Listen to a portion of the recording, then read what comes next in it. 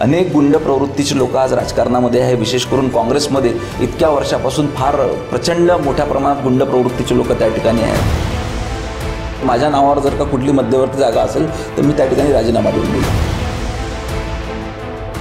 जेव्हा माणसाला पराभव दिसत असतो तेव्हा तो सकारात्मक न बोलता केवळ नकारात्मक बाबींवर त्या ठिकाणी बोलत असतो। योगा शेड आजपर्यंत कोणीही कुठल्याही लोकप्रतिनिधी योगा शेडची व्यवस्था केली नव्हती। योगा शेडची व्यवस्था खूप साऱ्या उद्यानांमध्ये त्या ठिकाणी केलेली आहे। आज जिल्ह्यातल्या संपूर्ण आदिवासी बांधवांची फार मोठी सोय झाली की त्यांना त्यांच्या कामाकरता नागपूरला न जाता वर्धेतच त्यांची कामं या ठिकाणी होत असतात। नमस्कार, मी रश्मी गिडीकर। महाराष्ट्राचा महासंग्राम या विशेष भागात आज आपण वर्धा या विधानसभा क्षेत्रात आलेलो आहोत आणि आज आपण अतिशय महत्त्वाच्या व्यक्तीशी चर्चा करणार आहोत। एकंदरीतच विकास पुरुष अशी त्यांची ओळख आहे। आपला हक्काचा माणूस म्हणून जनता त्यांच्याकडे बघत असते, सातत्याने जनतेच्या सेवेत असतात, समाजकार्यात ते पुढे असतात आणि आता सध्या ते इथले विद्यमान आमदार आहेत आणि नुकतीच त्यांना बीजेपी कडनं जी आहे उमेदवारी जाहीर झालेली आहे। माझ्यासोबत आहेत पंकज दादा भोयर। दादा, तुमचं नवराष्ट्रामध्ये खूप खूप स्वागत। नमस्कार। एकंदरीतच दादा, आता 2 टर्म आमदारकी झाली आहे आणि आता ती हॅट्रिक तिसरी आता आपण करणार आहात, सातत्याने कार्य करत आहात। पण यावेळी कुठल्या विकासाच्या मुद्द्याला घेऊन, कुठल्या मुद्द्याला घेऊन तुम्ही निवडणूक लढणार आहात? काय विजन आहे यावेळी? एक तर आपण समजून घेतलं पाहिजे की भारतीय जनता पार्टी जेव्हा जेव्हा निवडणुकीला समोर जाते तेव्हा त्यांचा विकास हा एकमेव मुद्दा घेऊन ती समोर जात असते। आणि 2014 मला प्रथम संधी मिळाली होती। 2014 ते 2021 जे 5 वर्ष कामं केले होते त्या विकासाच्या कामावरच मला जनतेने पुन्हा 2019 साली निवडून दिलं होतं। मग 2019 सालापासून साधारणतः 2.5 वर्ष आमची सरकार त्या ठिकाणी नव्हती, परंतु तरी देखील समाजकार्यातले, राजकारणातले अनेक कामं, विकासाची कामं आपण त्या ठिकाणी केले। आणि नंतर जेव्हा आता 2 ते 2.5 वर्ष सरकार त्या ठिकाणी आली तर अनेक विकासाची कामं आपण फक्त 2 ते 2.5 वर्षाच्या कार्यकाळामध्ये ह्या ठिकाणी केलेली आहे। परंतु विकास कधी हा संपत नसतो आणि समस्या ह्या कधी संपत नसतात। त्याच्यामुळे मतदारसंघातल्या नागरिकांच्या समस्या सोडविणे याच्याकरता आपण नेहमी समाधान शिबिराचं आयोजन करत असतो। आणि विकास कामं आता येणाऱ्या काळामध्ये अजून अनेक विकास कामं जे करायची आहे त्याची यादी तर भरपूर मोठी आहे, परंतु प्रामुख्यानं वर्धा शहरालगतच्या ज्या मोठ्या ग्रामपंचायत त्याच्यामधले काही समस्या आहेत त्या सोडवायच्या आहेत। महिला बचत गट, आमच्या इथे महिला बचत गटांची चळवळ अतिशय सक्षम आहे। त्यांना आतापर्यंत आपण साधारणतः 15 महिला बचत गट भवन बनवून दिले। त्यांच्याकरता एखादा उद्योग ह्या ठिकाणी निर्माण करता येतो का त्याचा प्रयत्न आपल्याला त्या ठिकाणी करायचा आहे। शेतकऱ्याला बऱ्याचशा योजना आपण केंद्र शासनाच्या आणि राज्य शासनाच्या पोहोचविल्या आहे। अजून शेतकऱ्याच्या समस्या कशा कमी करता येईल याच्यावर आपण भर देणार आहोत। एकंदरीतच आता तुम्ही खूप चांगलं वाक्य बोललं की समस्या या कधीही संपत नसतात। आता तुम्ही सातत्याने कार्यरत आहात आणि कुठल्याही निवडणुकीत म्हटलं किंवा सामाजिक माणसांचे प्रश्न, आपण BSP फॅक्टर नेहमीच पुढे येत असतो, बिजली, सडक, पाणी। आता तुम्ही करत आहात, या समस्या संपणाऱ्या नाहीये, पण यावेळी तुम्ही त्याकडे काय नियोजन केलं आहे, कशा दृष्टीने विकास करणार आहात त्याचं? नाही, मोठ्या प्रमाणात नियोजन आपण त्या ठिकाणी केलेलं आहे। जेव्हा आपण पहिल्यांदा निवडून आलो तेव्हा सेवाग्राम विकास आराखडा त्या ठिकाणी सरकारकडून मंजूर करून घेतला। त्या माध्यमातून वर्धा शहरातले अनेक रस्ते, वर्धातल्या चौकांचं सौंदर्यीकरण आपण त्या ठिकाणी केलेलं आहे। नंतर वेगवेगळ्या योजनेच्या माध्यमातून ग्रामीण भागातले मुख्यमंत्री ग्राम सडक योजना असो, प्रधानमंत्री ग्राम सडक योजना असो, या माध्यमातून ग्रामीण भागातले देखील रस्ते त्या ठिकाणी मोठ्या प्रमाणावर केलेले आहे। वर्धा सौंदर्यीकरणाची कामं मोठ्या प्रमाणात त्या ठिकाणी केलेले आहे। महिलांकरता स्वतंत्र जलतरण तलावाची व्यवस्था आपण ह्या ठिकाणी केलेली आहे। तर असे अनेक विकासाची कामं आपण हाती घेतोय आणि पूर्णत्वास नेतो आहे। नक्कीच दादा, आता बावनकुळे साहेबांकडनं असं बोलण्यात आलं होतं की टॉप 5 आमदारांमध्ये निधी आणणारं तुमचं नाव त्याचं आहे, त्यासाठी तुमचं खूप खूप अभिनंदन। आणि निधी आणला तर विरोधकांकडून असे आरोप केले जात आहेत की निधी आणतायत पण त्या निधीचा उपयोग ते करत नाहीये, रस्ते बनवत आहेत, फोडत आहे आणि त्याच्यावर परत लेपापुती करत आहे, असे अनेक आरोप तुमच्यावर केले जात आहेत, ते काय सांगता? नाही, विरोधकांचं काम आरोप करणं हे त्यांचं काम आहे। आम्ही जेव्हा विरोधी पक्षात असतो तर आम्ही पण आरोप करतो, परंतु प्रत्यक्षात लोकांना माहिती आहे की किती विकास त्या ठिकाणी झालेला आहे। राहिलं गोष्ट जे रस्ते फुटले होते त्याच्या दुरुस्तीची, तर इथे ह्या ठिकाणी एक अमृत योजना होती जी अंडरग्राऊंड पाणी पुरवठा त्याच्यामार्फत करण्यात आलेला होता। त्याच्यामुळे रस्ते फुटलेले होते आणि नागरिकांची मागणी होती की हे फुटलेले रस्ते त्या ठिकाणी दुरुस्त झाले पाहिजे। त्यामुळे निश्चितच फुटलेले रस्ते देखील दुरुस्त करणं आमचं काम आहे, तर ते आपण त्या ठिकाणी करतो आहे। अनेक नागरिकांचा सकारात्मक प्रतिसाद आहे, अनेक प्रभागामध्ये जातो आम्ही, लोक खुश झालेले आहे त्याच्यासोबतच आपण नुसते रस्ते न करता जवळजवळ वर्धा शहरातल्या प्रत्येक खुल्या जागेत ओपन स्पेसमध्ये ग्रीन जिमची आपण त्या ठिकाणी व्यवस्था केलेली आहे. योगा शेड आजपर्यंत कोणीही कुठल्याही लोकप्रतिनिधींनी योगा शेडची व्यवस्था केली नव्हती. योगा शेडची व्यवस्था आपण खूप साऱ्या उद्यानांमध्ये त्या ठिकाणी केलेल्या आहे आणि लोक त्याचा भरपूर उपयोग देखील त्या ठिकाणी घेत आहेत. त्याच्याकरता नागरिकांचं देखील मी अभिनंदन करतो. नक्कीच नक्की की दादा, एकंदरीतच आता इतक्या वर्षापासून तुम्ही सातत्याने कार्यरत आहात, तर जनतेच्या समस्या जवळून तुम्ही पाहिल्या, तुम्हाला माहिती असेल काय आहे. आणि एक असतं ना की आपण आमदार झालो, मी आमदार झालो की हे जे काम आहे ते मी पूर्ण करेल. एखादी असं रिमार्केबल काम जे तुम्ही केलं आहे जनतेसाठी? रिमार्केबल काम भरपूर आहे जनतेच्या आशीर्वादाने. जसं आमच्या वर्धा शहरामध्ये रामनगर एक परिसर आहे ज्या ठिकाणी त्यांचं नगरपालिकेकडून लीजवर मिळालेले भूखंड होते. ती लीज 1991 पासून प्रलंबित होती. तो क्लिष्ट प्रश्न आपण त्या ठिकाणी सोडविलेला आहे. त्याच पद्धतीनं वर्धा शहरालगतच्या ग्रामपंचायती त्या ठिकाणी बांधकामाच्या परवानगीला स्थगिती होती. आपण आमदार झाल्यानंतर त्या बांधकाम परवानग्या त्या ठिकाणी सुरू करून दिलेल्या आहे.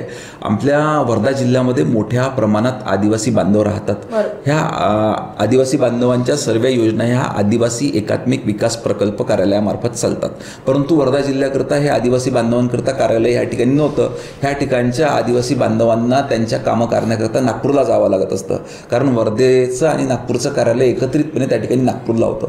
आपण सतत सरकारकडे मागणी केली आणि वर्धेकरता स्वतंत्र असं एकात्मिक आदिवासी विकास प्रकल्प कार्यालय मंजूर करून घेतलं. आज जिल्ह्यातल्या संपूर्ण आदिवासी बांधवांची फार मोठी सोय झाली की त्यांना त्यांच्या कामाकरता नागपूरला न जाता वर्धेतच त्यांचे कामं या ठिकाणी होत असतात. नागपूरचा विषय निघाला सर, मी यावर बोलते की आता आपले विरोधी पक्ष नेते ते असं म्हणतात की साहेब वर्धेत कमी आणि नागपूरमध्ये जास्त राहतात. नाही, त्यांनी चेक करावं, वाटल्यास कुठे अटेंडन्स द्यायची असेल तर आपण अटेंडन्सही देऊ शकतो. असं आहे, कामं करण्याकरता नागपूरला जावं लागते, मुंबईला जावं लागते. परंतु वर्धेमध्ये एका साईडने सांगतात की बा नागपूरला राहतात, एका साईडनं बोंबा मारतात की वर्धेत खूप मोठं घर बनवलं. त्याच्यामुळे ते कन्फ्यूज आहे की नेमकं काय सांगायचं. जेव्हा माणसाला पराभव दिसत असतो तेव्हा तो सकारात्मक न बोलता केवळ नकारात्मक बाबींवर त्या ठिकाणी बोलत असतो. आजपर्यंत लोकप्रतिनिधी, आमदार, खासदार जे कोणी इतके वेळ जनतेकरता उपलब्ध नव्हते, तेवढा वेळ आपण त्या ठिकाणी लोकांकरता उपलब्ध राहिलो आणि लोकांच्या समस्या सोडविल्या. याचं वेगळं समाधान आपल्याला त्या ठिकाणी आहे. नक्कीच दादा, एकंदरीतच इतक्या वर्षांपासून विकास काम तुम्ही करतायत, काय वाटतं नागरिक त्या विकास कामांना बघून किती मतदार साथ देतील?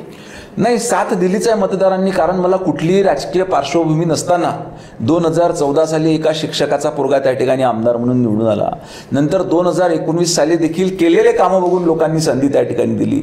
आणि आज देखील आपण जर का बघितलं असाल तर की नामांकन अर्ज भरण्याकरता मी ज्या दिवशी गेलो तर हजारो महिला, नागरिक, पुरुष त्या ठिकाणी स्वतःहून उत्स्फूर्तपणे सहभागी झाले.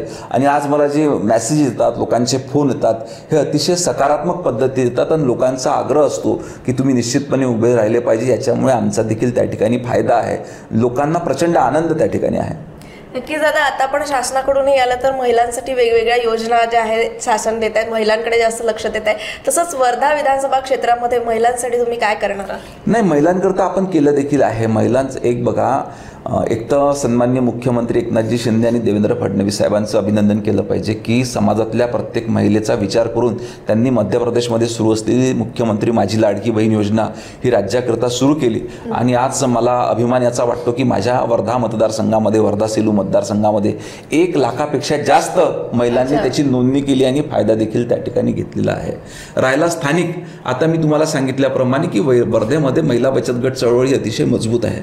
ह्या महिला बचत गट चळवळीला त्यांना पहिले तर महिला बचत गटांना त्यांना आपण कार्यालय उपलब्ध करून दिले. जवळजवळ 15 महिला बचत गट भवन बांधले. परंतु आपल्याला त्याच ठिकाणी न थांबता ह्या महिला स्वतःच्या पायावर सक्षमपणे कशा होऊ शकतील याच्याकरता उद्योग त्यांना कसे उपलब्ध करून देता येईल याचा आपल्यावर त्या ठिकाणी भर राहणार आहे.